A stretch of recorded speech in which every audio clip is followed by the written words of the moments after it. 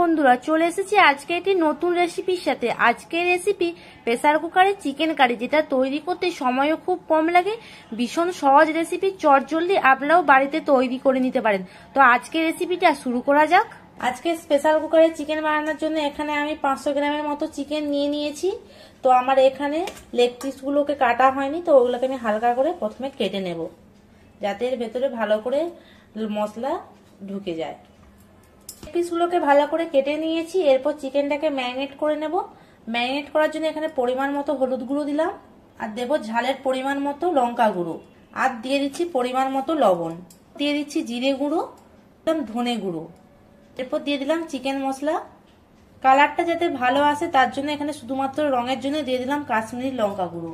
এরপর এখানে দিয়ে দিচ্ছি 1 চামচের মতো আদা বাটা, 1 চামচের মতো রসুন বাটা, দিচ্ছি সামান্য গোলমরিচের গুঁড়ো। এরপর দিয়ে দিচ্ছি টক দই। এরপর আমি এখানে দিয়ে দিচ্ছি অর্ধেক পাতিলেবু। তো আমি এই যে প্রেসার কুকারে চিকেনটা রান্না করব, খুবই কম সময়ের জন্যই করব, কম সময় যাতে ঝটপট হয়ে যায় তার জন্য প্রথমে সব মশলাই এখানে অ্যাড করে দিচ্ছি, পরে আর কিছু দেব না। এরপর এখানে সামান্য সরষের তেল দিয়ে দেব। এরপর দিয়ে দেব কুচানো পেঁয়াজ। আপনারা যদি হাতে সময় থাকে পেঁয়াজটাকে আপনারা ভালো করে কষিয়েও নিতে পারেন। তো আমি আজকে টাইম নেই বললেই চলে, তো সেই জন্য কুকারে রান্না করছি, তার জন্য এখানে পেঁয়াজগুলোকে দিয়ে দিচ্ছি। আর একদম পাতলা পাতলা স্লাইস করে কেটে রাখা টমেটো দিয়ে দিচ্ছি। ব্যস্ততার দিনে যদি বাড়িতে আত্মীয় আসে বা আপনার হাতে টাইম নেই, এইরকম ভাবে চিকেন রান্না করবেন, খুবই কম সময়ে হয়ে যাবে, আর খেতেও কিন্তু খুব সুস্বাদু লাগবে। তো এবার সব মশলা, পেঁয়াজ, সব উপকরণগুলোকে ভালো করে মাখিয়ে নেব।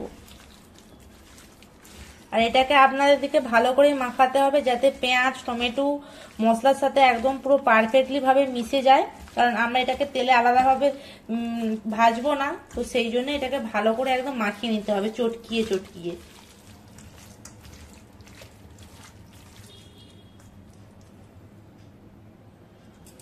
তো গ্যাসের মধ্যে প্রেসার কুকার বসিয়ে দিয়েছি। এরপর এখানে আমি সরষের তেল দিয়ে দেবো। তেলটা একটু বেশি করেই দিচ্ছি এখানে আমি। এটা আমার ভালোই গরম হয়ে গেছে। এরপর এর মধ্যে আমি আলু ভেজে নেব, কারণ বাঙালির মাংস রান্না আলু ছাড়া অসম্পূর্ণ। তো মাংস রান্না সে প্রেসার কুকারে হোক বা কড়াইতে হোক, আলু না দিলে যেন মাংস যেন মজাটাই আসে না। তো এখানে আলুগুলোকে ভালো করে ভেজে নেব। তো দেখুন আলুগুলো দুপাশে আমি লাল লাল করে ভালো করে ভেজে নিয়েছি। এবার তেলটাকে ছেঁকে আমি আলুগুলোকে তুলে নেব।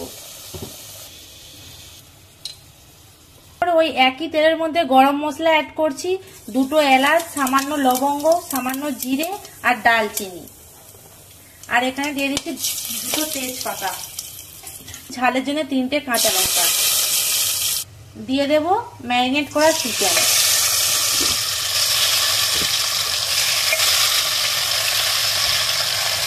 তো এখানে চিকেনগুলো দিয়ে দিয়েছি। এবার মিডিয়াম আঁচে ভালো করে চিকেনটাকে কষিয়ে নেব।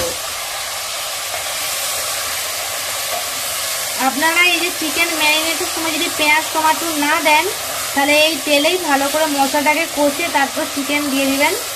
কিন্তু আমার যেহেতু এখানে সময় নেই, প্রথমেই বলেছি, তো আমি একসঙ্গে সব আগে থেকেই মিশিয়ে নিয়েছি। আর এখানে চিকেনটাকে কিন্তু ভালো করে ধৈর্য ধরে কষাতে হবে, তাহলে চিকেনের টেস্টটা ভালো আসবে। আর চিকেন যদি ভালো করে কষানো না হয় তাতে কিন্তু চিকেনের টেস্টটা ভালো আসবে না। তো চিকেনটাকে ভালো করে মিশিয়ে নিয়েছি। এবার এইরকম ঢাকা দিয়ে দিয়ে ভালো করে কষিয়ে নেব। তো দেখুন ঢাকা দিয়ে দিয়ে ভালো করে চিকেনটাকে কষাচ্ছি। আর দেখুন চিকেন থেকে একটা আলাদা চিকেনের যে জল, সে জল বেরিয়ে গেছে। আর এই কষানোর সাথে সাথেই টমেটোর পেঁয়াজটা ভালো করে গলে যাবে একদম। কিন্তু আপনাদেরকে ধৈর্য ধরে চিকেনটাকে ভালো করে কষাতে হবে। তো দেখুন চিকেনটা আমার একদম ভালো করে কষানো হয়ে গেছে। চিকেনের যেটা নিজস্ব জল বেরিয়েছিল সেই জলটাও ভালো করে মরে গিয়েছে। তো এরপর আমি এই চিকেনের মধ্যে ভেজে রাখা আলু অ্যাড করে দিচ্ছি। এটাকে একটু ভালো করে মিশিয়ে নেব, যাতে মশলাগুলো আলুর সাথে ভালো করে মেশানো হয়ে যায়। এই যে ঢাকা দিয়ে দিয়ে চিকেনটাকে কষিয়েছি, তাতে অর্ধেক হচ্ছে সেদ্ধ হয়ে গেছে। দেখুন লেগ পিস থেকে মাংস ছেড়ে যাচ্ছে। এরপর আমি এর মধ্যে যে মশলাগুলো, যে মশলা ম্যারিনেট করেছিলাম তারই যে জলটা, সেই জলটা আমি ভালো করে এর মধ্যে দিয়ে দিচ্ছি। তো আপনারা আপনাদের পরিমাণ মতো জল দেবেন। যদি রুটি বা পরোটার সাথে খান তো সেখানে বেশি জল লাগবে না, আর যেহেতু ভাতের সাথে খেলে একটু বেশি করে জল দিয়ে দেবেন। এরপর ওপর থেকে ধনা পাতা ছড়িয়ে দিচ্ছি।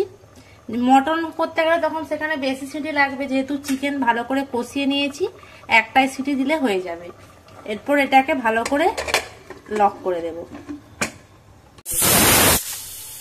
তো আমাদের সিটি পড়ে গেছে, এটাকে এবার আমি 10 মিনিটের জন্য ঠান্ডা হতে দেবো। তো 10 মিনিট হয়ে গেছে, এরপর ঢাকনাটা খুলে নেবো। এখনো দেখুন ভাপ বেরোচ্ছে।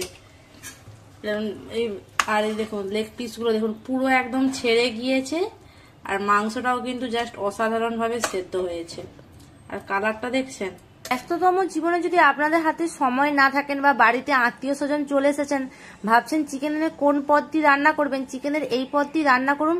সত্যি দারুণ স্বাদ, আর খেতেও কিন্তু অসাধারণ। তো আমিও আজকে এই রেসিপিটা প্রথমবার বানিয়েছি, আমারও কিন্তু খুব ভালো লেগেছে। আর আপনাদের ভালো লাগলে প্লিজ ভিডিওটা লাইক, কমেন্ট অ্যান্ড শেয়ার করবেন।